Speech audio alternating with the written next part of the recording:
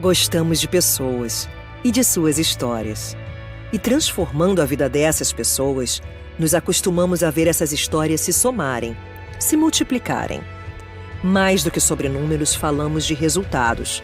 Somos o maior programa de bem-estar social do Brasil. Somos a grande referência de qualidade na formação para o trabalho. SESC e SENAC do Rio de Janeiro. Ninguém faz o que a gente faz.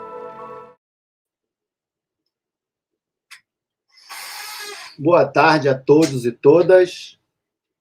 Estamos aqui para mais um encontro da nossa Ocupação Refúgio, Arte, Ciência e Tecnologia, Narrativas e Mediações em Tecnologia e Humanidades, realizada pelo SESC Rio. Agradecemos aí todas as instituições e pessoas que possibilitaram essa nossa ampla programação até aqui e que ainda virá. Meu nome é André Paz, eu sou o diretor artístico e hoje eu vou estar fazendo a mediação da mesa Cocriação e Realidade Virtual na Etnoastronomia Saarauí, né? A mesa vai ser composta por duas pessoas próximas e muito competentes, Felipe Carrelli e Joel dos Santos. Felipe Carrelli é cineasta independente, mestre pelo programa de pós-graduação em mídias criativas, PPGMC, da Escola de Comunicação da UFRJ, Universidade Federal do Rio de Janeiro, especialista em divulgação e popularização da ciência pela Fiocruz, diretor e editor de 4 documentários de longa-metragem, Ano Luz, Leila, Feijão e Castelo Abandonado. O Felipe, que o projeto de mestrado dele, Estrelas do Deserto, teve uma série de produtos e um dos desdobramentos é a instalação IRIF, que será exposta na Ocupação Refúgio no SESC Quitandinha a partir de outubro. Bem-vindo, Felipe, à nossa mesa. Valeu. Boa tarde, André. Teremos também o professor Joel dos Santos. Joel, que é professor do Departamento de Ciência da Computação e da Coordenação de Informática do Cefet-RJ, líder do Grupo de Pesquisa e Multimídia. Desde 2003, o Joel atua com projetos, 2006, perdão, com projetos relacionados à TV digital, autoria e validação de aplicações multimídia e aplicações multissensoriais. O Joel, eu tenho o prazer de estar trabalhando nos últimos anos aí e cooperando em diversos projetos. Bem-vindo, Joel, também à nossa mesa aqui, Cocriação em Realidade Virtual na Etnoastronomia Saarauí. Obrigado, André. Boa tarde também, Felipe. E é um prazer estar aqui com vocês. Então, a gente vai começar com a apresentação do Felipe. Depois o Felipe mesmo vai chamar o Joel, que vai fazer a sua apresentação. E nós vamos depois, então, dar início a um debate. Todos estão convidados a enviar pelo YouTube as suas perguntas. E a gente vai poder, então, fazer uma grande troca aqui sobre esse tema que é muito importante para a ocupação. A gente lembra que a Ocupação Refúgio, muito além das tecnologias, está interessada nas práticas relacionadas com os processos produtivos e criativos por trás das obras. E é nesse sentido que a gente vai discutir aqui o caso da cocriação, no projeto Estrelas do Deserto do Felipe Carrera, em especial a sua parceria e cocriação com o pessoal que trabalha com o Joel. Vamos nessa então, Felipe, contigo. Vamos, demorou. Deixa eu compartilhar aqui então. Vocês estão enxergando a apresentação? Que agora eu não vejo mais vocês. Tá rolando, André? Ah, tá rolando. Sim, não.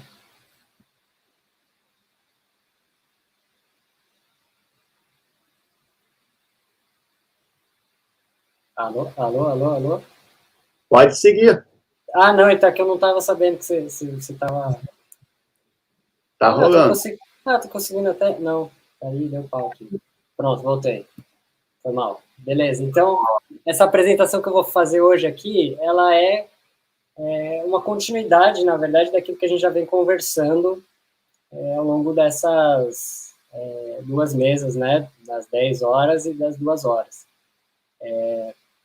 Esse projeto, né, da instalação do IRIF, ela faz parte, como o André apresentou ali, desse projeto maior, né, desse guarda-chuva maior, que é o Estrelas do Deserto, onde eu desenvolvi isso em parceria com o Galileu Mobile e também em parceria com o PPGMC, que é o programa de pós-graduação em mídias criativas da UFRJ, onde eu desenvolvi esse trabalho de mestrado, que é o Estrelas do Deserto, utilizando a realidade virtual para a divulgação da etnoastronomia dos refugiados sarauí. Então, dentro ali do mestrado, além da pesquisa, né, que a gente tem que apresentar, né, no memorial de pesquisa, em forma de texto, a gente também tem que desenvolver um produto, né, e para isso a gente adotou essa metodologia de pesquisa-criação, onde a ideia, né, basicamente é você pesquisar para criar e através do seu produto, da sua criação, você reflete novamente na sua pesquisa. Então, entre várias coisas que a gente foi pensando ao longo da pesquisa, que a gente conversou um pouco na mesa passada com o Eduardo, sobre essa perspectiva de abordar a divulgação das ciências desde de um olhar decolonial, né? Então, de descolonizar um pouco o conhecimento, né, ocidental, acadêmico e tal. E aí, para isso, a gente adotou esse processo de cocriação, que é a ideia de criar um produto não sobre uma determinada comunidade, né, um determinado assunto, mas com essa determinada comunidade. Então, tanto na parte de pré-viagem quanto durante a viagem a campo, a gente já tentou entender como a gente poderia fazer esse processo de cocriação dentro de um curto período, né, que a gente tinha só 14 dias de viagem, então seria um período muito breve, a comunicação é distante, então apesar dessas limitações, a gente queria se apropriar, né, desse dispositivo da cocriação, pegando ali o que a gente conseguia e adaptar dentro da nossa realidade. Então, durante esse processo de cocriação, a gente acabou vendo que existia uma demanda ali dentro da comunidade sarauí de não só falar da divulgação científica, né, deles, ou seja, de divulgar essa astronomia cultural, esses conhecimentos que eles têm sobre o céu, mas também de falar sobre essas questões políticas, sociais que atravessavam ali, que atravessam a comunidade desde 1975, quando eles tiveram que fazer esse êxodo, como a gente viu na apresentação da Sandra, da região do Saara Ocidental. Após a invasão de Marrocos, eles tiveram que se refugiar na Argélia, nesses 5 campos de refugiados, né? Então, a gente foi com essa perspectiva de trabalhar com a divulgação de ciência, mas também voltou com essa necessidade de falar sobre a questão política, histórico-social que eles vêm enfrentando. É uma demanda que surgiu desse processo de cocriação com eles, através dessas conversas que a gente fez com os sábios de estrela. E aí, uma das ideias, né, no mestrado, assim, inicial, era justamente trabalhar com esse formato da realidade virtual. Então, quando a gente começa a tentar falar com os sarauís e entender as suas demandas e começa a olhar para o nosso público, né, e pensar quem é o nosso público, né, a gente também entendeu que a realidade virtual não se bastaria, ela não seria suficiente para a gente colocar todas essas demandas e chegar a todos esses públicos, né, porque essa aqui é uma foto, né, da equipe do Galileu Mobile com os alunos durante as atividades, porque uma das coisas que a gente entendeu é que a realidade virtual ela é ainda uma mídia que para esses lugares é inacessível, né? Então, nesse processo de co-criar narrativas com o povo sarauí, né, de escutar as suas histórias, mas também as suas demandas para aquilo que eles queriam que fosse integrado ao produto, a gente, no desenvolvimento dos produtos, acabou expandindo a ideia de um produto só de realidade virtual para um projeto transmídia, né? Ou seja, ter diferentes produtos para acessar diferentes públicos. Então, no caso, a gente tem, hoje em dia, 6 produtos, que é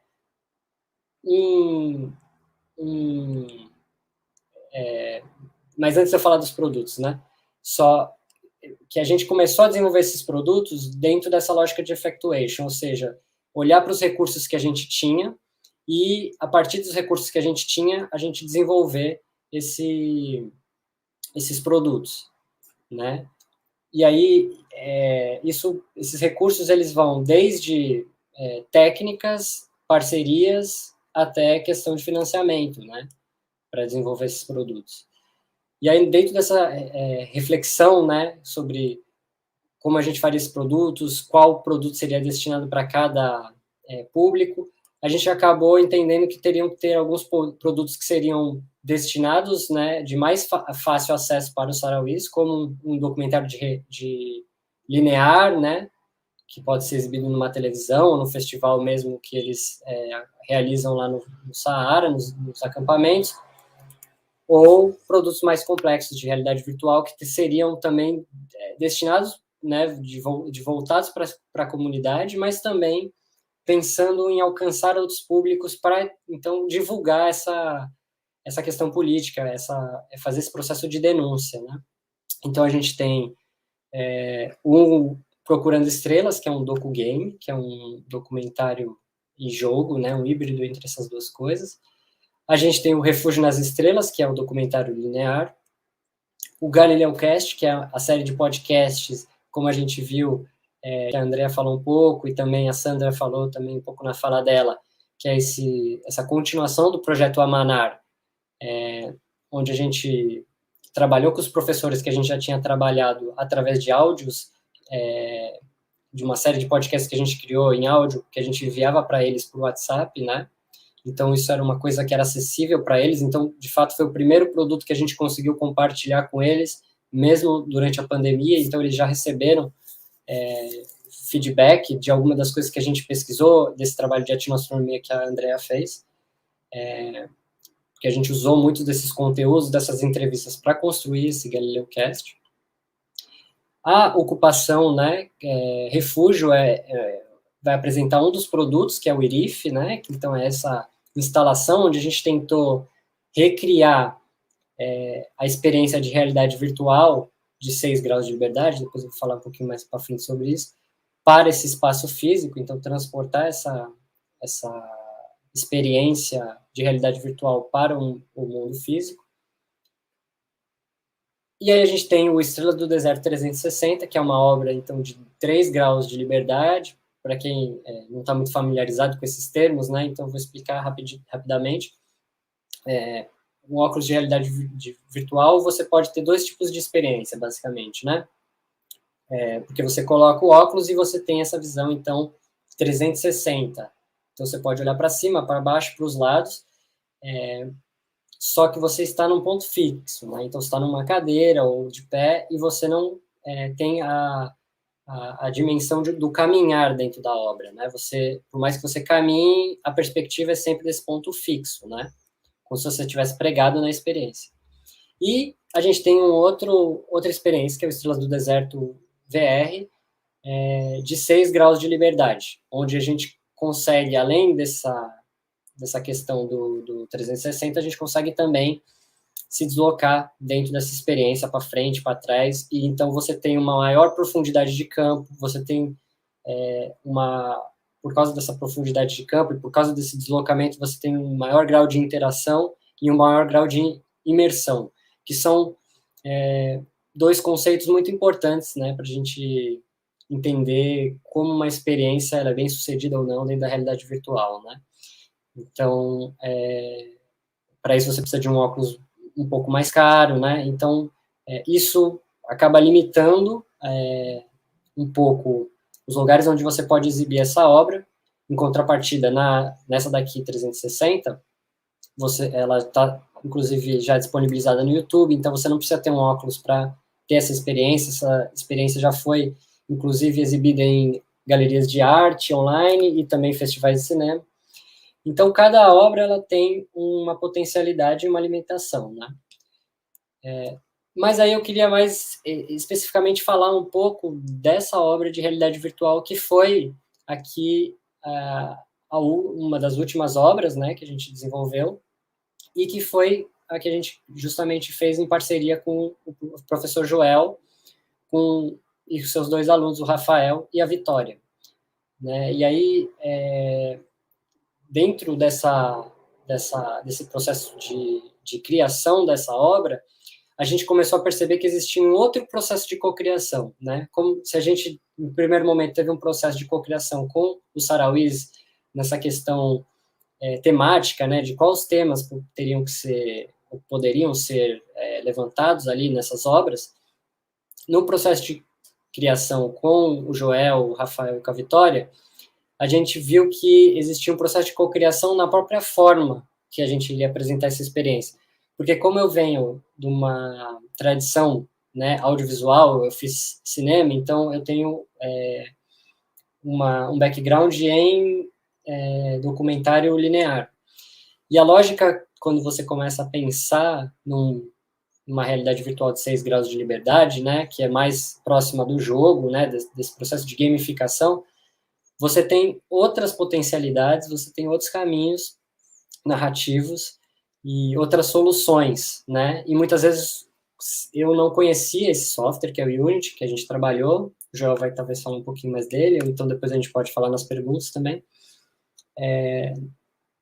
Eu não conhecia muito a lógica dele, de programação, então eu não sabia muito como criar dentro desse espaço, né? Quais eram as possibilidades. E aí, durante esse processo dessas reuniões online que a gente fazia, né, ficou muito claro que era importante que eles viessem, não só eu contasse, né, o que eu queria fazer, mas eles propunham também referências e soluções dentro da narrativa, se apropriando dessa ferramenta. E aí, durante esse processo desses encontros, foi muito importante porque eu comecei também a me desenvolver dentro da plataforma, né, do Unity, comecei a entender um pouco a lógica que a gente vê dos scripts, né, que são essas programações que você cria, né, e aí eu comecei também ao ver eles trabalhando e ao ver as soluções que eles vinham trazendo, aprender e a me desenvolver nisso, que me ajudou muito também a participar desse processo de criação e dar um passo dentro dessa narrativa, né? E aí, enfim, dentro de uma das coisas que a gente viu que era importante, né, eu vou mostrar um videozinho para vocês no final sobre as diferentes versões, né, mas uma das coisas que a gente achou que era legal utilizar era essa técnica de fotogrametria, né, uma coisa que quando eu comecei a pesquisar sobre realidade virtual eu achei muito interessante, porque era a possibilidade de transformar fotos, né, 2D em um espaço 3D, né, então o que você faz é você joga essas fotos. Eu tirei mais de 1.300 fotos de um desses espaços que a gente visitou, dos acampamentos, e aí o software ele cria uma nuvem de pontos, né, que a gente vê aqui, essas imagens aqui branquinhas são justamente a posição onde eu tirava as fotos, né? Então, vocês podem ver que tinha uma rotação 360 aqui, são diversas fotos, né? Nesses mesmos lugares, não é apenas uma. E aí ele cria essa nuvem de pontos e ele cria esse modelo que depois você consegue, né, limpar ele, porque ele fica com algumas imperfeições, você limpa ele e você então consegue jogar dentro do Unity, e isso traz para a experiência um maior grau de realismo, né, que a gente, esteticamente, era uma coisa que a gente buscava ali, né. Enfim, e aí dentro desses processos, eu trouxe um videozinho, que acho que a gente pode assistir, onde eu mostro o passo a passo aqui da evolução das diferentes versões, né? Como que a gente foi construindo isso. Acho que é uma boa forma de visualizar como é que fica o produto. Você pode compartilhar. Buenas noches, somos un equipo de astrónomos y cineastas y venimos con un proyecto de divulgación de educación de la astronomía, pero estamos muy interesados en aprender sobre la astronomía y nos han dicho que ella es una sabia que sabe mucho de astronomía, entonces venimos a que nos enseñe y nos cuente un poco de lo que ella sabe. هذا الجانب اللي في الصحراء بعد. ولا مرحبا بهم وسهلا. Bienvenidos primero. نعرف عنهم معاناتهم كبيرة، هذا اللي قطعوا ذا من الأرض وذا من الحمان وعطاه هذا الأرض باش difícil que es llegar de tierra tan lejana hasta aquí. باش يفيدون احنا ونفيدهم هم اللي para beneficiarnos de vuestra visita, pero al mismo tiempo saber lo poco que tenemos modestamente. أيوة عندهم ما غاش يسوون. ¿Queréis preguntar algo? هذا كثر الوراق نقول احنا والله طلع ذاك اسمه. لكن قال له درب التبع. سرقت منه هي درب التبان يقولوا. التبان هذا بعد انا ما نعرف العاد محمد علي يعرف. يقولوا له سرقت تبنه توع لان واحد كان سرق تبنه بقاطر فيه بقاطر بله دردرت. Se dice que es uno que robó la paja y se quedó detrás de él haciendo esta señal en blanco.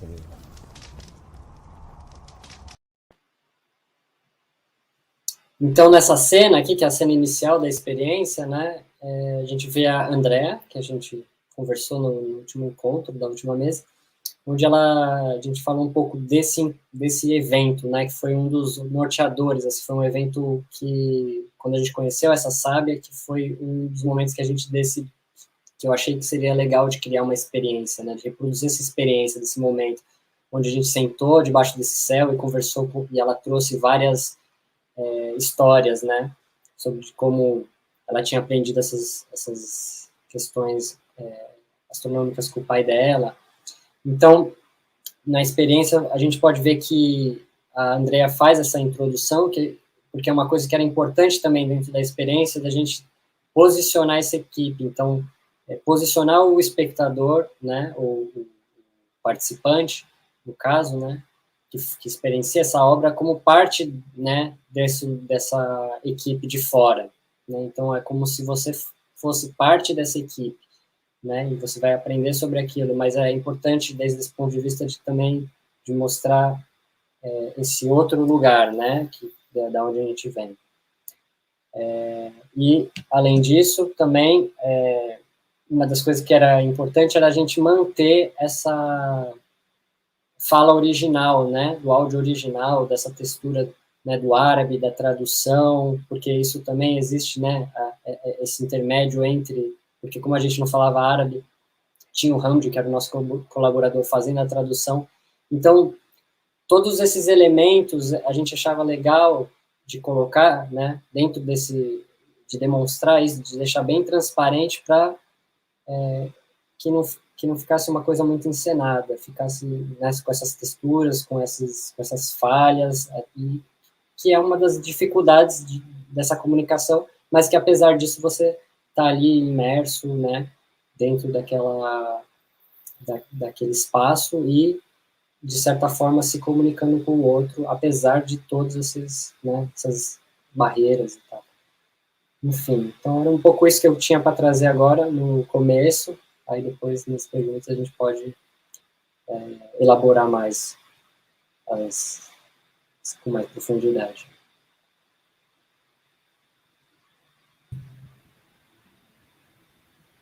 Aí agora eu tinha que chamar o Joel, né? Esqueci, desculpa. Mas, não, achei muito legal, eu não tinha visto ainda esse vídeo aí com as versões, e foi interessante lembrar o percurso que a gente acabou fazendo, né, no desenvolvimento desse produto.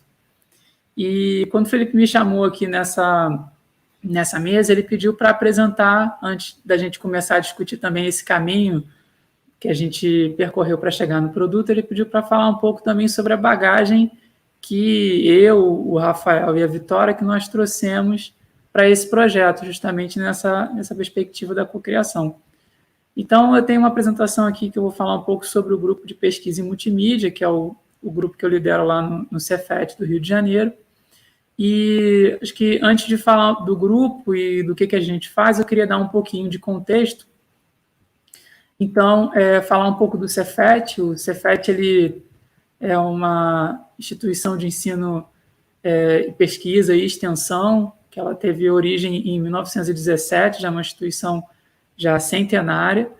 E a gente tem uma particularidade muito interessante, é que lá a gente tem cursos que vão desde os cursos técnicos, então técnico integrado ao ensino médio ou subsequente, até cursos de graduação, tecnólogo, graduação, e também pós-graduação, lato e stricto sensu. Então, com isso, a gente consegue ter alunos de vários perfis e de várias faixas de idade diferentes.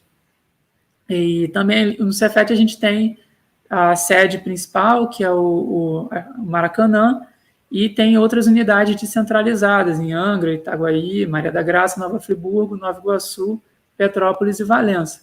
Eu, particularmente, sou um professor da unidade do Maracanã, e eu venho, então, do grupo de computação na unidade do Maracanã. Bom, para a gente falar um pouquinho sobre o que é a computação. Todo mundo já ouviu falar um pouco sobre esse termo, né? Afinal de contas, todo mundo está aqui assistindo essa apresentação, muito provavelmente via um computador, via um dispositivo que faz algum tipo de computação para poder permitir que a gente ou use aplicativos, ou, enfim, até se conecte com outras pessoas, né? Então, a computação ela vem ficando cada vez mais importante no nosso dia a dia, e isso também não é diferente na pesquisa. Então, a gente naturalmente tinha ali aquelas 2 pilares de teoria e de experimentação, mas hoje a computação já aparece também como um terceiro pilar na experimentação, por conta até mesmo da capacidade de você conseguir simular determinadas situações, né, que você pretende estudar na sua pesquisa científica.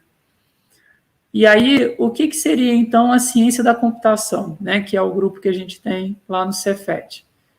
Quem está falando isso aqui não sou eu, quem está falando é o Dijkstra, né, que foi o criador de um algoritmo para encontrar caminho mínimo, que é o que a gente usa para conseguir transmitir informações na internet. É muito importante esse algoritmo que ele criou. E ele diz que a ciência da computação ela tem tanto a ver com o computador como a astronomia com o telescópio, a biologia com o microscópio ou a química com tubos de ensaio. A ciência não estuda ferramentas, mas o que nós podemos fazer, o que nós descobrimos com ela. Então, no caso da ciência da computação, a gente está interessado em ver o que a gente consegue descobrir com o uso da computação, com o uso de computadores.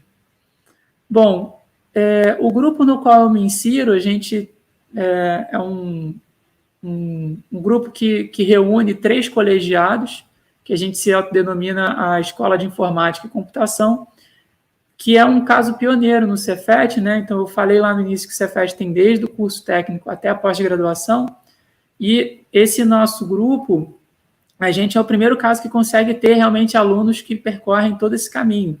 Então, a gente tem tanto um curso técnico em informática, que inclusive eu dou aula nesse curso também, eu dou aula para os alunos do primeiro ano do curso técnico, a gente tem um curso de bacharelado em ciência da computação e a gente tem um curso de pós-graduação, que é o mestrado em ciência da computação, que atualmente eu me encontro como coordenador desse curso também.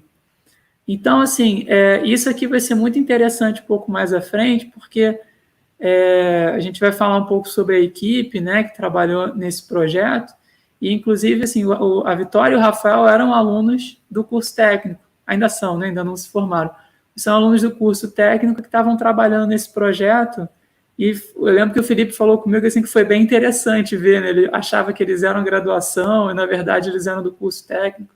Isso tem muito a ver com essa questão da gente ter esse ambiente em que a gente reúne alunos de todos esses níveis de ensino diferente nos projetos que a gente realiza, seja projetos de pesquisa, projetos de extensão. Aqui só falando um pouquinho do nosso histórico, então a Escola de Informática e Computação ela tem aí aproximadamente 20 anos, desde a criação do curso técnico em 2002, a criação dos cursos de graduação, e no caso bacharelado em Ciência da Computação em 2012, e em 2016 a gente começou o mestrado em Ciência da Computação, e aí esse ano eu agora passei a coordenar o curso nesse próximo quadriênio. Bom, o que a gente tem como interesses de pesquisa no nosso grupo? A gente tem como interesse realizar pesquisa e desenvolvimento de métodos computacionais para tentar solucionar problemas complexos. E aí cada professor do nosso grupo vai ter a sua visão diferente dentro dessa perspectiva. A gente também tem interesse, por exemplo, em estimular o intercâmbio de conhecimento, a inovação tecnológica entre academia e setores produtivos e formar egressos em ciência da computação. No caso do mestrado em ciência da computação, a gente tem ali também um viés de ciência de dados, que a gente tem aquele interesse de trabalhar com grandes volumes de dados e tentar tirar algum conhecimento a partir dessa informação que a gente obtém. E no nosso grupo a gente está o tempo todo trabalhando ali, tanto com pesquisa básica, tem professores que estão mais voltados para pesquisa básica, outros mais voltados para pesquisa aplicada, que é inclusive o meu caso.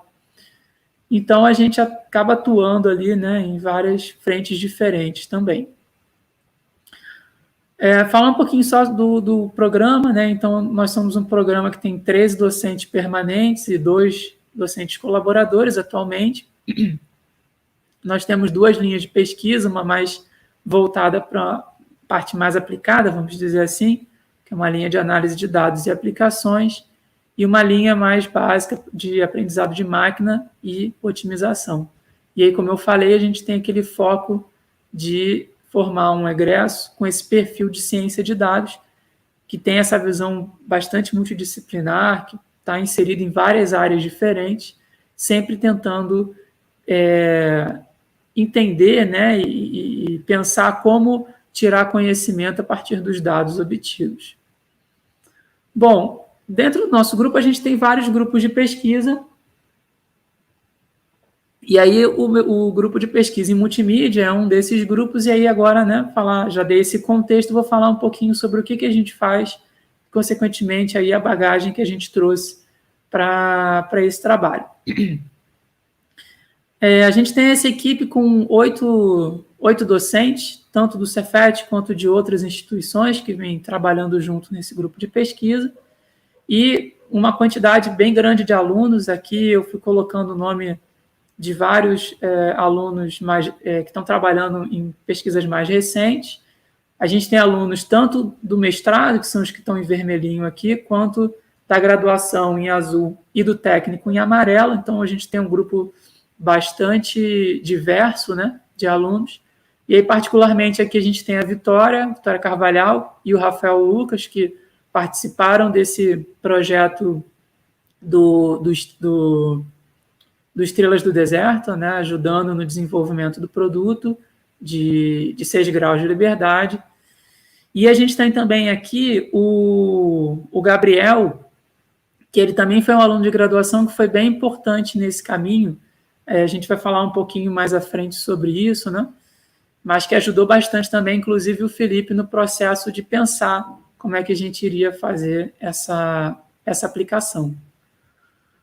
Bom, o que o nosso grupo tem interesse de fazer, né? A gente pensa em multimídia de uma visão bem genérica, do ponto de vista de que a gente tem uma aplicação de um lado e a gente tem um usuário do outro lado. E aí, a gente está trabalhando numa área em que a gente está interessado em trazer mais formas de interação para esse usuário com essa aplicação, nos dois sentidos.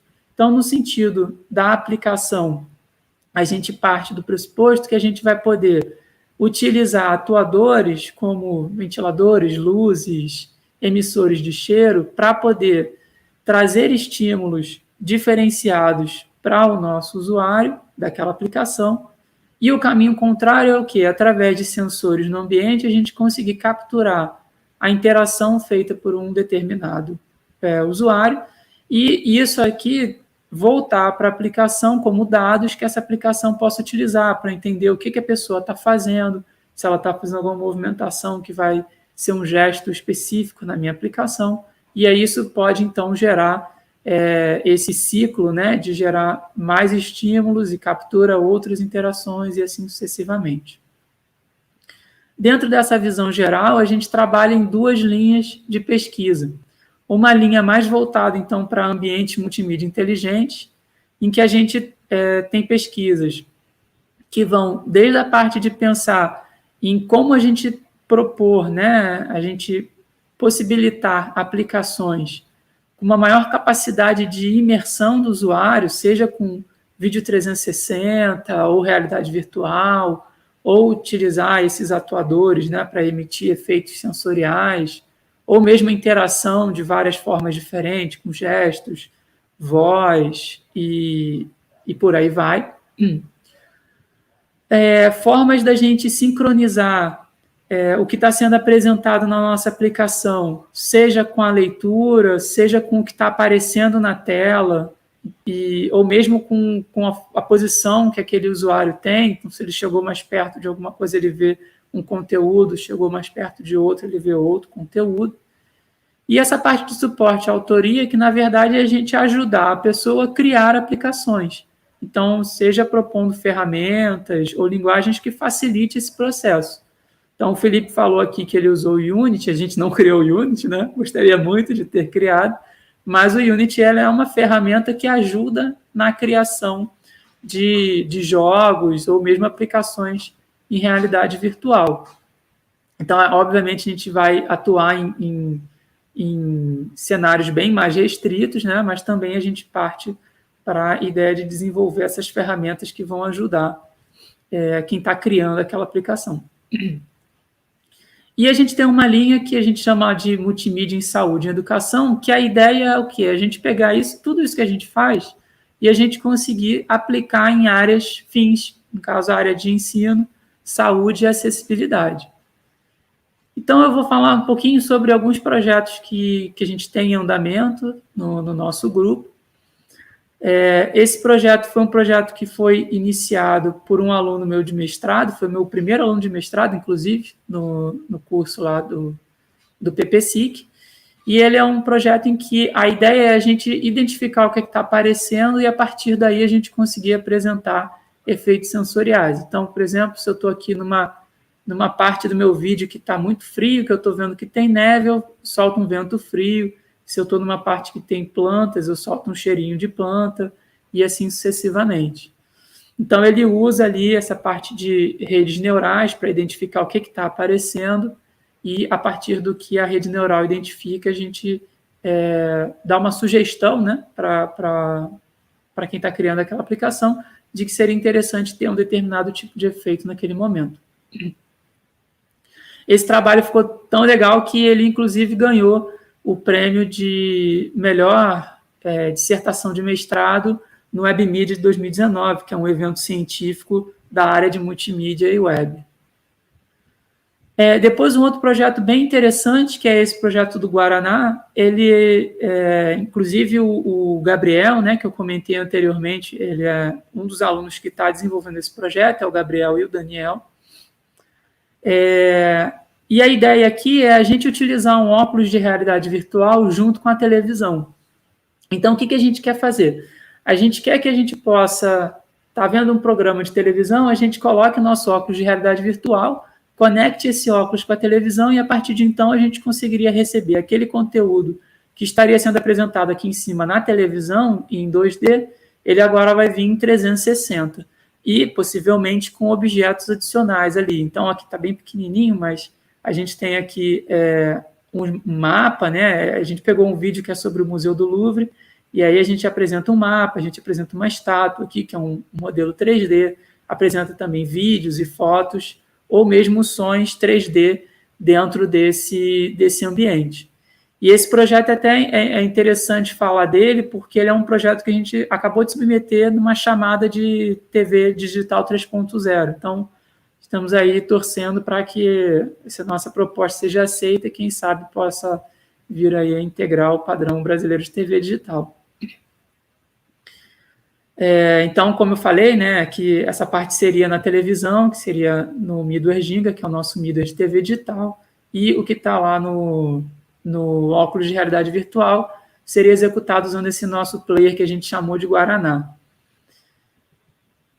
Bom, ainda nessa parte de efeitos sensoriais, né? Então, teve esse trabalho de graduação aqui do Renato, em que ele fez uma forma de conseguir executar efeitos sensoriais na aplicação. Aí aqui foi um exemplo que a gente fez, que a gente botou uns LEDzinhos aqui para mostrar que os efeitos de luz eles iam se movimentando junto com o sol, né? Tinha um sol aqui, e aí os efeitos de luz iriam se movimentando dentro da sala junto com isso. E até mesmo de simulação. Então, isso aqui é parte do trabalho de mestrado do Rafael, que ele fez um simulador para a gente poder ver quais atuadores estariam sendo ativados em determinado momento, conforme a gente tivesse alguma coisa acontecendo na nossa aplicação. O Renato, ele agora virou aluno de mestrado, então ele era meu aluno da graduação, agora é meu aluno do mestrado, e a gente está trabalhando com a parte de simulação, né, em que a gente pretende simular como que determinados efeitos se dispersam no ambiente. Então, se eu tenho um cheiro, como é que aquele cheiro se dispersa no ambiente, um vento, para que a gente possa, então, se precaver, né, e pensar antecipadamente como que a gente vai executar aquela aplicação. Continuando, eu falei um pouco antes, né, da questão de a gente sincronizar o que está sendo apresentado com a leitura, e aí a gente teve esse trabalho aqui, que foi o trabalho conduzido pela Ellen, que foi uma aluna minha de mestrado, ela já se formou, em que esse até é um bom exemplo de como que a gente aplica na área fim, né? Ela pegou essa ideia de fazer um livro multissensorial e trouxe para aplicar com crianças com dislexia. Então, o que a gente faz aqui? Tem umas bolotinhas vermelhas aqui, né? Essas bolotinhas são a posição de onde a pessoa está olhando. A gente usa um rastreador ocular, e a gente sabe para onde a pessoa está olhando e a gente sabe em que parte do texto ela está. Aí, por exemplo, aqui, né, está na parte do texto que os personagens entram numa floresta. Então, a gente solta um cheiro lá de planta, muda a luz, toca um som, conforme o trecho do texto vai acontecendo. E aí ela foi e usou isso junto com crianças com dislexia para testar se isso traria um impacto na melhoria, né, para a leitura e para ganhar automatização na leitura. Também foi um trabalho que ficou muito legal e a gente conseguiu ganhar uma menção honrosa no concurso de tese e dissertações do SBCAS desse ano. E aí, continuando também nessa parte de aplicação, né, no caso aqui na área de acessibilidade, a gente está com uma parceria com o Instituto Federal do Ceará e com a Universidade Federal do Ceará, em que a gente está criando mapas do Cefet, daqui do campus do Maracanã, para pessoas com baixa visão ou com cegueira total. E a ideia é que a pessoa possa, então, num dispositivo móvel, né, no caso aqui um celular, ela treinar mesmo, aprender aonde que fica cada coisa do Cefet, para quando ela chegar lá e estar lá presencialmente, ela conseguir se guiar sozinha, né, sem ficar perdida lá dentro da instituição. E aí, por fim, né, vou falar um pouquinho aqui sobre alguns jogos. Então, a gente também tem essa parte de fazer aplicar os produtos que a gente tem na área de ensino. Então, a gente tem tido no nosso grupo alguns projetos mais voltados para jogos educacionais. Então, teve esse primeiro jogo, que era um jogo voltando para o ensino de controle biológico. Mais recentemente, a gente teve 2 outros jogos voltados para o contexto, ainda em biologia, mas para falar sobre a biorremediação, que seria a gente conseguir tirar poluentes do ambiente com o uso de bactérias, ou fungos, ou outros seres. Aí aqui, inclusive, tem uma série de prints aqui desse jogo, desse simulador, em que ele é um simulador para a gente testar, como se estivesse num laboratório, como que determinada bactéria interage com determinado poluente. E aqui em cima é um jogo mais voltado para como se fosse a prática de campo, de você ter um determinado ambiente e você saber que técnica vai escolher em cada momento. Esse é um outro jogo também que está em desenvolvimento, já tem uma versão mais antiga dele, né, que é essa versão 2D, a gente agora está com uma nova versão dele, que a ideia é que a gente tem um mapa, e aí tem essa movimentação dentro desse mapa, para a gente também falar sobre evolução, mas olhando mais ainda a questão do ambiente, como que essa evolução vai impactar em cada ambiente. E esse é um dos últimos jogos, né, que eu vou falar aqui, que seria esse jogo sobre as fitofisionomias do Cerrado, que é um jogo que, inclusive, foi feito pela Vitória e pelo Rafael. Então, eles trabalharam junto com o Felipe no desenvolvimento do Estrelas, e aí eles, ao mesmo tempo, trabalharam desenvolvendo esse projeto, que a ideia desse projeto é você percorrer diversas partes, né, desse bioma, e, de acordo com cada parte, você consegue identificar quais animais aparecem ali e conseguir relacionar, então, essas espécies com essas partes, né, que são as fitofisionomias daquele bioma. E aí, nesse jogo, é um jogo 3D, que a gente utiliza o som 3D para se guiar, para poder achar onde os animais estão. Que também foi bem interessante, porque daqui saiu muita coisa que a gente usou junto com o projeto do Felipe. E aí, por fim, a gente tem essa ferramenta, a gente vem trabalhando bastante com jogos, então a gente tem feito uma ferramenta para a gente conseguir coletar dados dos jogos e conseguir ver, assim, será que os alunos que estão utilizando aqueles jogos, eles estão conseguindo entender aqueles conceitos que a gente quer passar? E aí a gente está trabalhando nessa ferramenta, que é um projeto em andamento, para a gente conseguir fazer essas avaliações também. Então, é isso que eu queria mostrar aqui rapidamente para vocês sobre os projetos que a gente desenvolve no grupo de pesquisa em multimídia. Isso aí acho que já indica bem qual foi a bagagem que a gente trouxe, né? E aí eu acho que talvez a gente possa trazer aí o Felipe de volta e a gente conversar um pouco sobre o nosso caminho, né, Felipe? Como é que a gente foi avançando daquele primeiro protótipo que você mostrou lá até esse último que já está agora mais interessante, né? Com certeza. Tá sem som, André. Tá sem som aí. Tá mutado. Opa! Voltei aqui. Bem, obrigado, Joel, obrigado, Felipe, pelas apresentações. Acho que é fundamental essa apresentação geral, né, de vocês, quer dizer, o Felipe Carreri apresentando um projeto de Estrelas como um todo, que nasce também num projeto maior, né, de parceria do Felipe e atuação com o Galileu Mobile, e o Joel fazendo uma apresentação geral sobre onde o grupo dele se situa, né, institucionalmente, com linhas de pesquisa. E por que essa apresentação geral é fundamental para se discutir cocriação, né? Porque a cocriação ela nasce de uma relação, ela nasce de um diálogo, um aprendizado mútuo entre duas partes que conseguem estabelecer uma colaboração criativa. A equipe de realização, no caso do Estrelas, liderado por Felipe, ele incorporou o processo criativo, tanto, de alguma forma, o povo sarauí, como, de alguma forma, a equipe do Joel. E aí a gente está falando de dois tipos diferentes de cocriação, conforme os modelos apresentados pelo estudo do Co-Creation Studio do MIT Open Doc Lab, que é a referência que a gente trabalha, né? O Felipe, com a comunidade Sahraui, levou adiante um tipo de cocriação com comunidades presenciais. Com a equipe do Joel, um tipo de cocriação entre diferentes especialidades, né? E aí eu vou fazer duas perguntas. Já vou levantar duas, tá? Uma de acordo com cada tipo de cocriação, e vou aproveitar também a pergunta sugerida aqui pela Ana Clara Dupré, tá bom? A primeira pergunta para o Felipe, então.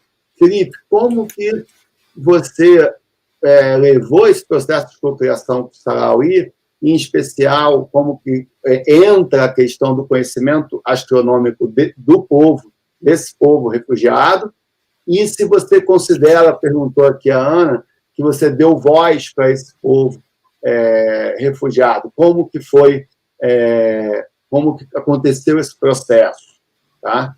Aí eu não sei se você responde, eu já vou colocar a outra pergunta, aí o Felipe pode comentar, ou o Joel. E a outra pergunta é sobre a cocriação mais entre diferentes especialidades, dirigida inicialmente para o Joel, mas o Felipe também pode responder. Eu queria que vocês, no caso concreto dessa parceria, como que aconteceu essa troca entre a visão da comunicação e a visão da computação, como que ali, alguns detalhes da prática cotidiana, talvez comentar a oficina do Gabriel, como é que foi essa... Eu sei que é sempre uma dificuldade também estabelecer, às vezes, uma linguagem comum para colaborar, ainda mais com programadores, né? Eu passo muito por isso. Às vezes a gente tem que construir esse lugar, essa linguagem comum. Então, eu vou levantar inicialmente essas duas questões e vou observando aqui se o pessoal manda mais perguntas. Felipe, com você, depois o Joel. Beleza. Eu vou começar, então, pelo da Ana, pode ser? Porque aí depois eu acho que eu falo um pouco e aí o Joel já complementa. Isso. Hugo, você pode compartilhar, então, aqui? Eu não sei se vocês já estão vendo. Não toque aí se vocês estão vendo meu slide. Porque tem dois... Eu acho que essa pergunta da Ana ela é bem importante, assim, né? E aí eu tentei trazer uns slides para mostrar trechos dos depoimentos que a gente... durante as entrevistas, nos acampamentos, a gente registrou, e como elas foram um pouco norteadoras nesse sentido de pensar conexões entre essa questão astronômica e essa questão política, né? Como falar de dois temas aparentemente tão distintos, né, dentro de experiências que muitas vezes são curtas, como realidade virtual, né, que ela precisa ser uma coisa bem resumida. Então, nesse primeiro depoimento, o secretário do Departamento de Memória Oral do Ministério de Cultura Sahraui, Mohamed Ali, ele falou que não se pode separar a parte humanitária do todo. Esse trabalho, né, que a gente estava fazendo lá de registro astronômico-cultural, ele tem que ter uma base comum, um fator comum. É um trabalho cultural, científico, político e social. E aí, isso foi reiterado em diversas outras manifestações, né? Então, por exemplo, o Mohamed Saleh, que é um dos sábios que a gente entrevistou, né? Que na mesa passada a gente cita que ele contou a história da serpente, né? Então, ele fala que aqui estamos em território argelino, na parte leste do Saara. Na parte oeste, sul e norte se veem as mesmas coisas. É o mesmo céu, as mesmas estrelas, mas há uma diferença. É muito mais quente nesse ponto que na zona ocupada. Na zona ocupada, ele quer dizer ocupada por Marrocos, né, onde moram parte dos sarauís ainda até hoje em dia, sob domínio marroquino. Isso é uma vida muito dura, muito calor, muito vento forte, já enterramos muita gente aqui. Então, na experiência, né, fui tentando pegar elementos da fala e também durante a entrevista, vinculando esses dois lugares, né, o das estrelas e o lugar da Terra, né? Então, por exemplo, nessa aqui a gente pode ver essa conexão ainda de uma forma mais gritante, né? Que eu perguntei para o Hamdi, que é um dos colaboradores e que foi o tradutor ao longo da nossa estada lá nos acampamentos, e ele fala o seguinte: se a gente fizer a coisa inversa, né? Em vez de olhar para o céu, se a gente olhar para baixo a partir do céu, veremos duas partes separadas por um muro. Então ele quer dizer que tanto o muro ele é um muro que o Marrocos construiu para separar a fronteira da Argélia com o Marrocos. Esse é o segundo maior muro já construído na história da humanidade, fica só atrás da muralha da China. É um muro que se pode ver de muitas distâncias, né? Então ele fala, se a gente fosse estrela, seguramente veríamos essa divisão. E é muito doloroso ver que a sua família é uma parte ocupada sob tortura e perseguição e outra parte vivendo em circunstâncias precárias, sem nada, como estamos aqui nos acampamentos de refugiados. Então, eu trouxe essas duas, até pode parar já de compartilhar, que era só isso mesmo. Mas eu acho que essas três passagens, elas mostram um pouco como isso estava presente na fala deles, e aí eu fui tentando, nesse processo de construção dos roteiros, fazer o link entre as duas coisas através dessas metáforas, através dessas conexões, né? Isso se vê um pouco, principalmente na obra de 3 Graus de Liberdade, né? Que está disponível no YouTube. Então, a gente tentou, de uma forma, trazer essa denúncia. Não sei se dá voz, né? Não sei se esse termo, ele é um termo... eles já têm a voz deles, né? Eles só não são ouvidos, né? Eles têm a voz, eles estão há 45 anos nessa luta, essa luta sempre existiu. A gente está só dando mais uma ferramenta ali para eles se comunicarem. E aí, com relação à pergunta do André, eu acho que, como eu disse na mesa passada, né? O Galileu Mobile é um projeto interdisciplinar que conta com muitos atores de diferentes setores, né? Então, a gente tem astrônomos, pesquisadores, cientistas, divulgadores de ciência, cineastas. E eu acho que na produção de realidade virtual, né, quando a gente mexe com mídias imersivas, isso também não é diferente, né? Você também tem que se agrupar dentro dessa interdisciplinaridade, porque são campos bem distintos, né, com conhecimentos bem distintos, então você precisa, né, estar em contato com pessoas de diferentes áreas. E aí, uma das formas que a gente, né, tentou fazer essa cocriação foi justamente de não só chegar e falar, vamos fazer tal coisa. Era, durante esse processo, aprender um pouco como que eles faziam, né? Como é que se faz programação, né? Eu acho que foi muito legal o Joel trazer esses exemplos, porque muitas vezes, pelo menos para mim, era difícil até imaginar quais eram as possibilidades, né? Tipo, o que é possível de fazer, o que é viável de fazer. E acho que através dessa troca foi muito legal, porque eu comecei a entender isso um pouco que o Joel estava desenvolvendo ali no grupo, e tentar falar assim, então talvez vamos por esse caminho que vocês já se apropriaram, né? Então, a minha ideia, por exemplo, quando a gente começou era, vamos usar o Unreal, porque o Unreal era uma plataforma que estava mais na moda e tal. Aí falou assim, não, mas a gente mexe com o Unity, já tem um trabalho com os alunos. Eu falei, então vamos por esse caminho. E aí eu comecei a aprender a mexer com o Unity também, para poder propor entendendo essas possibilidades. Então, eu acho que foi um pouco nesse caminho. E a oficina que o Gabriel deu para a gente foi muito importante. Acho que o João pode até comentar mais sobre essa oficina especificamente. Porque, só uma coisa antes do João falar, que eu acho que é isso. No grupo lá do PPGMC, né, que, não sei se a gente comentou, né, André? Você é meu orientador, não sei se todo mundo sabe. Então, o André, inclusive, que costurou essa parceria com o Joel. Por quê? Porque no PPGMC, a gente tem muita gente que produz conteúdo, né? Está pensando conteúdo, está tendo ideias e viajando em como se apropriar da realidade virtual. Mas a gente não sabe como fazer.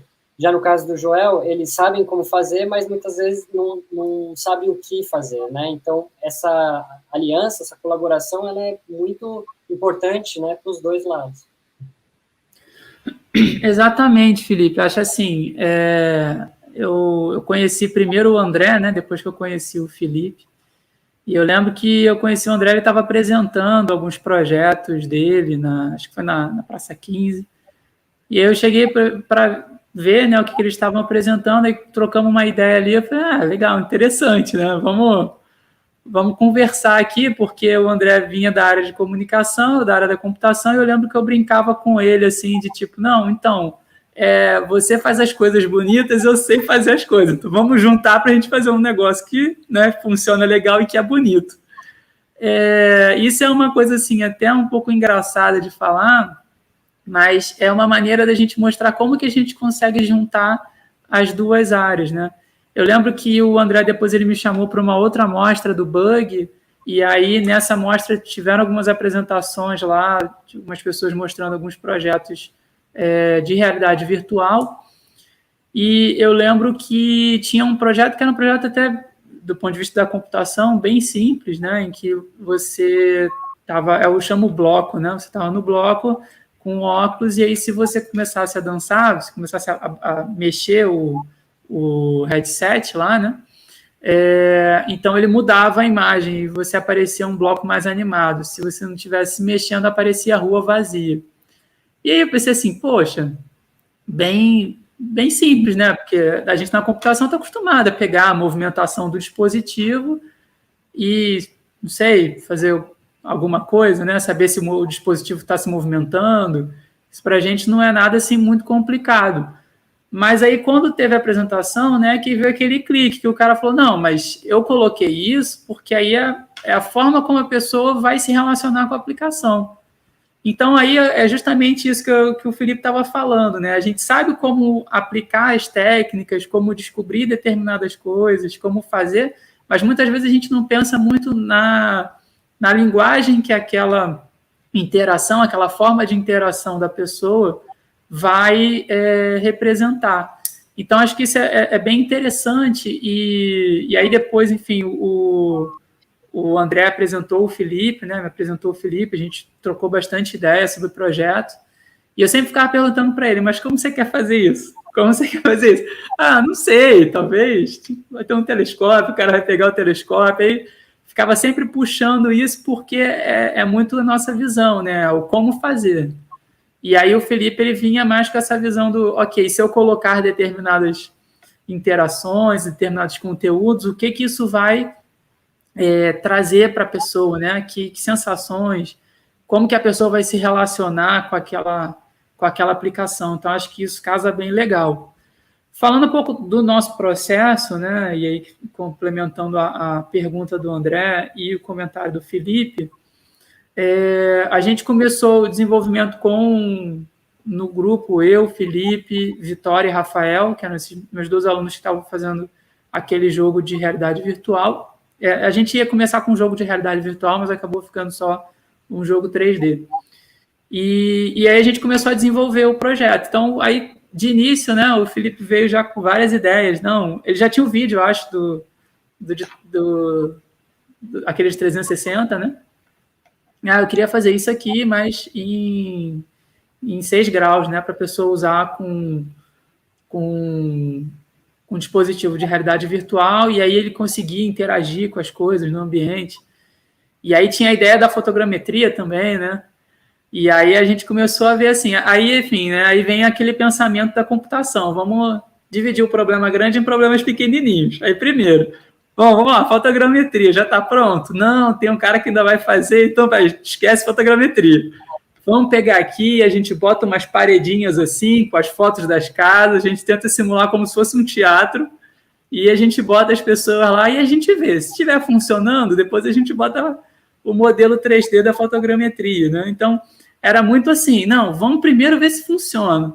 Vamos fazer a versão feia, que funciona, depois a gente vai colocando os elementos para ficar interessante, né? Para ficar mais bonito e tal. Então, foi todo um processo aí. E eu lembro que nesse caminho, né? Aí a gente chegou num ponto que acho que a gente estava colocando mais árvores no ambiente. Aí o Felipe, não, essa árvore não está legal aqui, essa árvore tem que chegar mais para lá. Aí eu fiquei na reunião, falei, Felipe, peraí. Marquei com ele um dia, né? Aí, vamos lá, vamos aprender como é que mexe no Unity. Aí, bom, a gente ficou ali algumas horas mexendo. Então, ó, Felipe, agora você posiciona as coisas, né? Aí, foi aí que o Felipe também começou a mexer, né? Foi buscando, foi fuçando também a ferramenta, já tinha passado aquele primeiro baque inicial de entender como mexer nas coisas, né? Aí veio, eu e o André, a gente tinha montado um projeto de extensão, né, que era para tentar aproximar os grupos no desenvolvimento de alguns projetos em realidade virtual, em que a gente iria ter alguns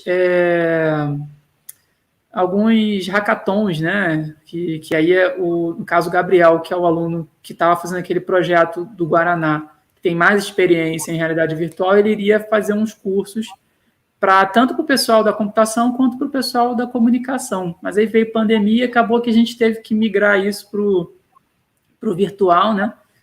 E aí foi quando a gente teve esse curso. Foram, acho que 7 ou 8 finais de semana, né, que a gente fez. E aí a gente foi vendo várias coisas, né? Ele foi mostrando desde como posicionar a câmera, como usar os controles, como montar lá o ambiente, trabalhar com iluminação. E aí isso foi muito interessante, assim, porque o Felipe se desenvolveu bastante, né, Felipe, nessa parte. Conseguiu ver o que podia fazer, o que não dava. Aí começamos a ter a questão da iluminação, né? Acertar a iluminação do ambiente, para ter a fogueira, ter as luzes das casas. Então, foi todo esse processo, né? Foi um caminhar aí que foi quase um ano, né? Que a gente ficou trabalhando juntos, trocando bastante, e foi bem legal da minha parte, assim, ver também o Felipe se desenvolvendo muito no Unity, né? Legal. E acho que é isso, você responde a pergunta. Não, respondeu. Começou a responder. Vamos lá. Comecei, né? Não, eu acho legal, porque para ficar claro, né? Porque às vezes as pessoas... Primeiro, a palavra criação, na cabeça das pessoas em geral, está muito associado com um processo muito... uma visão meio romântica, assim, intuitiva, né? Um pouco de dentro para fora, uma coisa muito de inspiração. E a palavra cocriação também, às vezes, traz uma ideia que é uma coisa fácil, espontânea, que juntou duas pontas e vamos cocriar, né? Eu acho que não, eu acho que é um processo baseado também em estudos que são muito mais aprofundados. É um processo, nasce de uma relação, tem uma entrega e um aprendizado, né? É necessário uma aproximação e algum aprendizado para catalisar, para potencializar a cocriação. Então, eu acho que no caso de vocês, e eu estou opinando, para quem não sabe, como o Felipe falou, eu fui o orientador do Felipe no projeto de mestrado, já tinha essa parceria com o Joel, por isso que eu estou me dando a liberdade de falar. Eu acho que na parceria de vocês foi fundamental essa disponibilidade de ambas as partes, mas também essa movida, esse aprendizado que o Felipe também fez na oficina e no próprio no Unity mesmo, né? Eu acho que não para fazer as funções que vocês faziam, mas para complementar e construir um diálogo mais profícuo. Então, você já citou, de um lado, a oficina. Eu queria... Felipe, como é que você viveu isso, né? Esse aprendizado, como você acha que esse aprendizado, como é que funcionou na prática para catalisar o diálogo e a colaboração com a equipe do Joel? Eu acho que tem muito a ver com esse lance de estar fazendo esse projeto dentro de um mestrado, então que tem esse viés da pesquisa-criação, né, que também é outro ponto. Além da cocriação, tem essa questão da pesquisa-criação, que eu acho que é muito importante, que é isso, não é só fazer um produto, é pensar sobre esse produto em todas as suas formas, não só no conteúdo, mas também esteticamente, né, e formalmente. Então, para mim, era bem mais interessante fazer esse processo junto com o Joel, né, junto com, igual o Joel falou, alunos de, não é graduação, é ensino médio.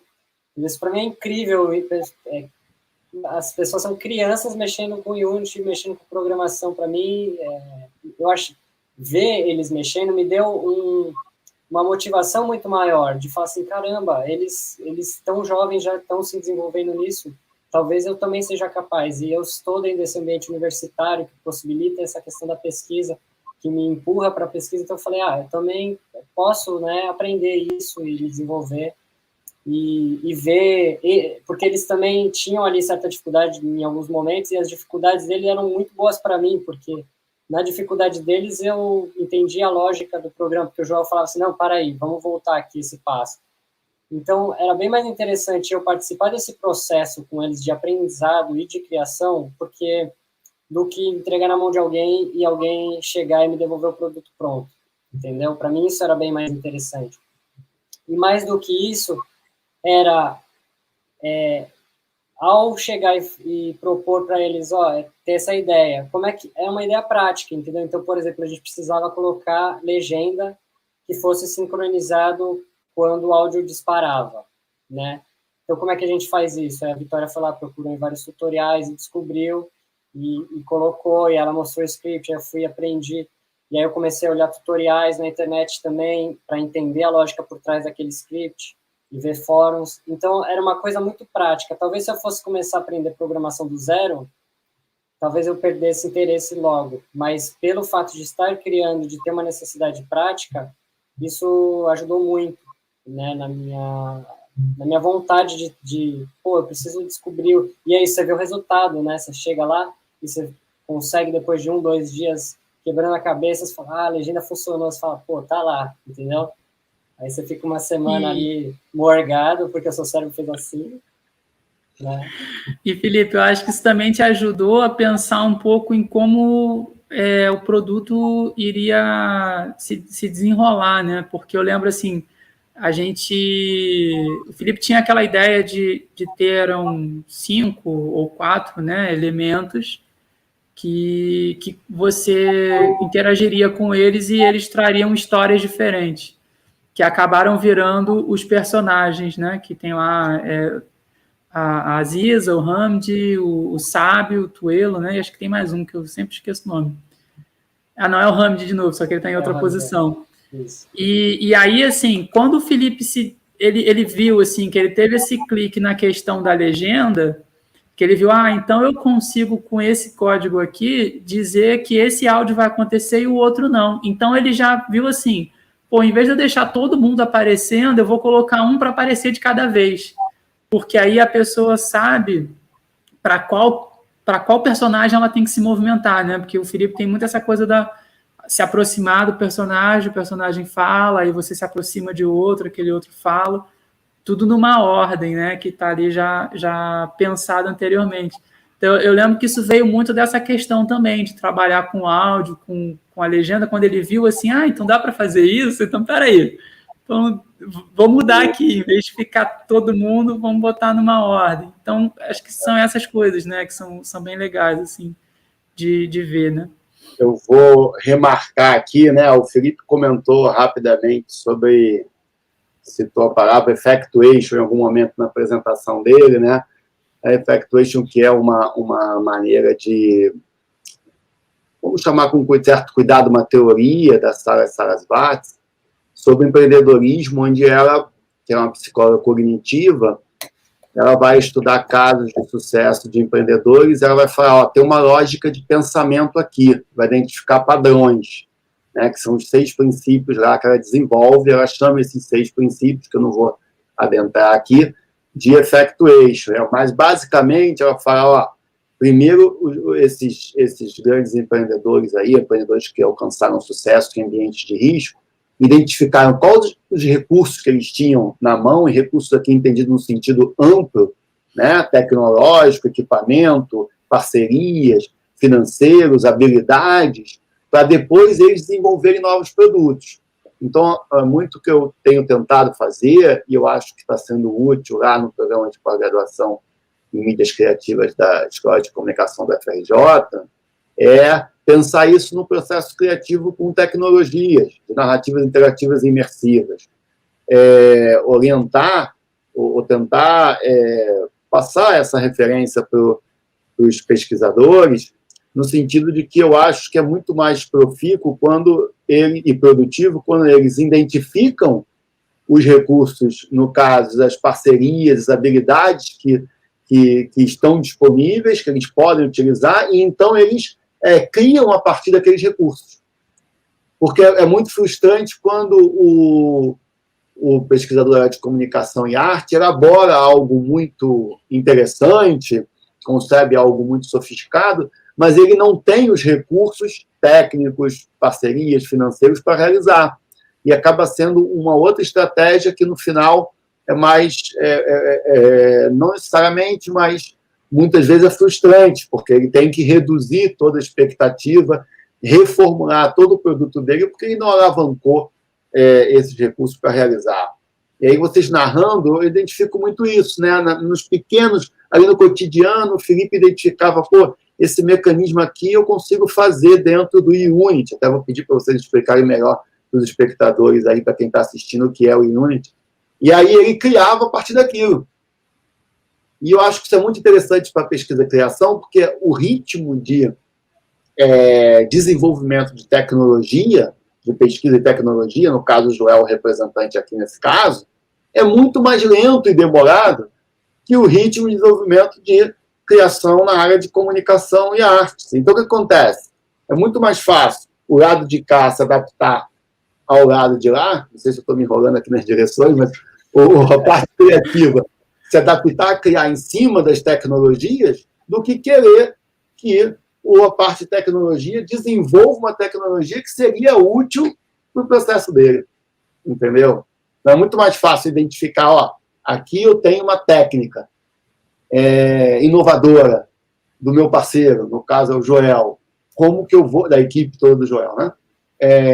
O que eu posso criar a partir disso na minha narrativa, né?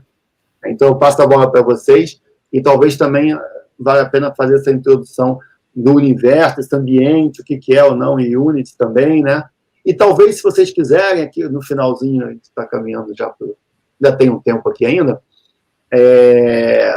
eu sou muito curioso com a fotogrametria. Eu acho que ela tem um potencial muito grande, porque ela consegue produzir experiências de realidade virtual mesmo, né, de 6 eixos, a partir da representação de um ambiente real. Isso, para quem vem do documentário, como eu, é muito atraente, muito interessante, né? Talvez, se vocês puderem comentar também. Quem quer começar? Acho que eu posso falar um pouquinho da parte do Unity. O Unity ele é uma ferramenta, um programa de computador que te permite desenvolver jogos, né, de maneira geral, 2D, 3D, e ele, inclusive, ele tem módulos que permitem que você crie aplicações para a realidade virtual. Então, o que eu quero dizer com esses módulos? Quer dizer que quando você vai pegar, por exemplo, a gente trabalhou com o Oculus Quest no nosso projeto, né? Você vai pegar o Oculus Quest ele tem ali dentro um sisteminha rodando que vai permitir você tocar o vídeo 360, que vai aparecer, então, para a pessoa quando ela estiver com óculos, que vai entender que você está apertando um botão no controle dele, que está mexendo a mão, alguma coisa assim. O Unity, ele já pega, então tem esses módulos, né, essas bibliotecas, que conseguem entender isso, conseguem se comunicar com o óculos, né? E aí você faz a tua aplicação de maneira geral, do tipo, olha, se eu encostar numa coisa, vai acontecer isso aqui. Ah, mas como é que eu sei se eu estou encostando? Ah, isso não me importa muito. Isso aí o Unity, ele já por baixo dos panos, ele já faz isso para mim, seja para o Oculus Quest, para o Rift, para o HTC, seja lá o que for que eu for usar.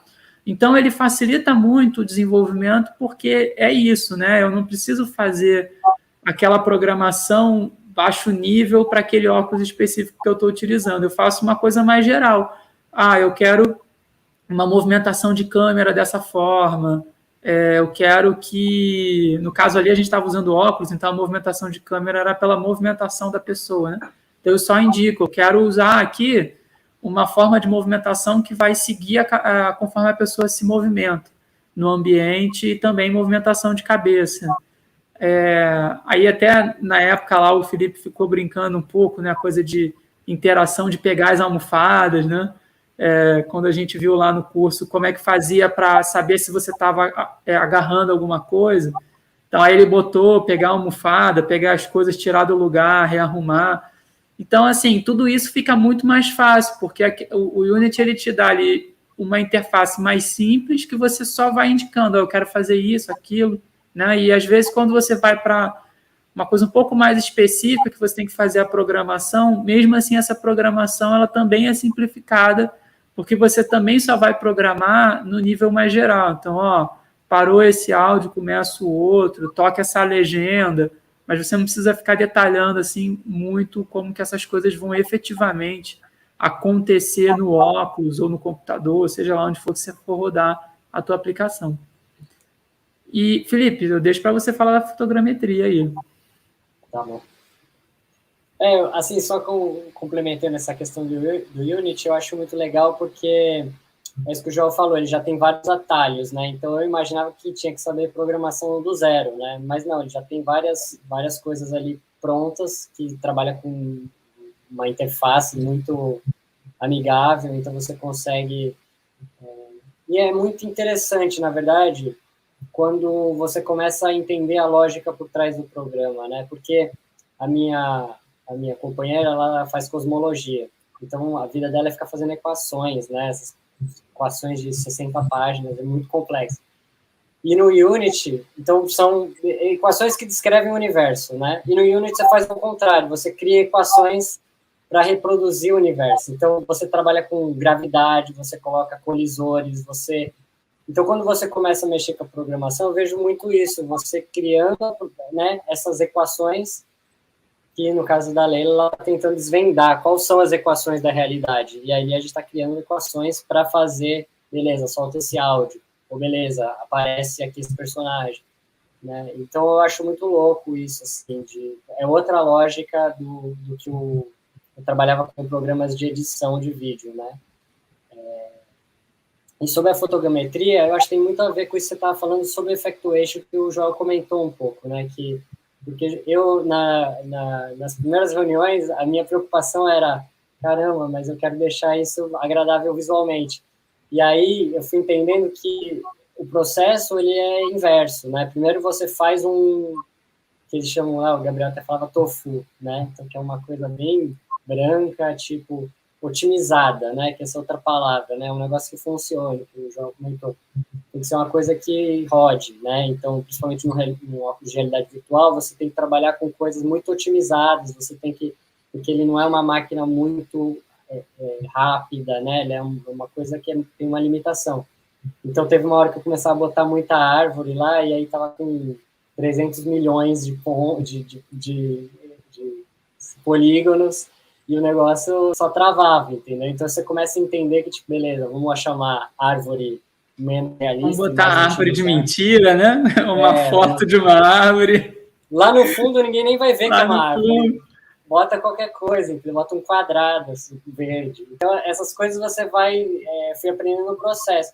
E a fotogrametria foi um pouco isso. Tipo, na primeira reunião, era tipo, eu quero botar fotogrametria, mas você sabe fazer? Você sabe quem faça? Você tem computador para fazer?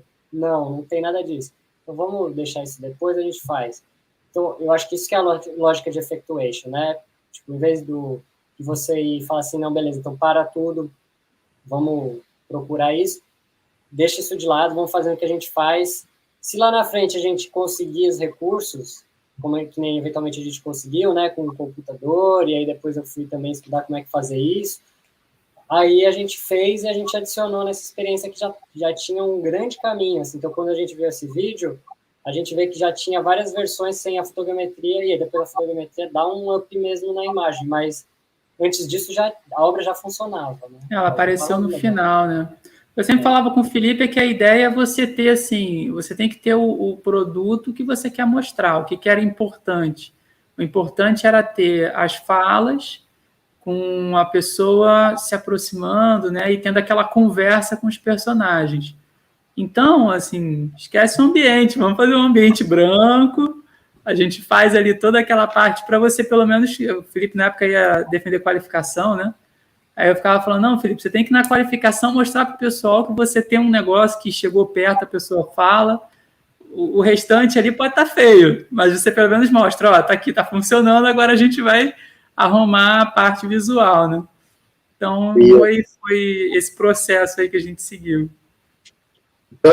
Então encaminhando assim para o encerramento aqui da nossa mesa, você mostrou uma imagem onde a sua linha de pesquisa, né, está ali naquela relação entre duas dimensões, né, do computador e da pessoa, ou com outros termos, desculpa se eu errar aqui, mas não, de um lado é um círculo, né? De um lado, sim, a atuação, as atuações, é isso?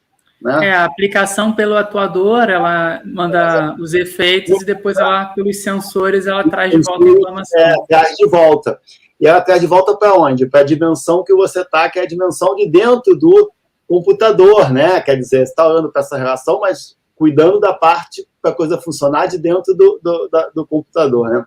E eu acho que a comunicação, nesse viés de arte, tecnologia, narrativas interativas, não ficcionais, que é o que a gente está nesse campo, está olhando para o lado da pessoa, quer dizer, está preocupado muito com a construção da experiência e da narrativa.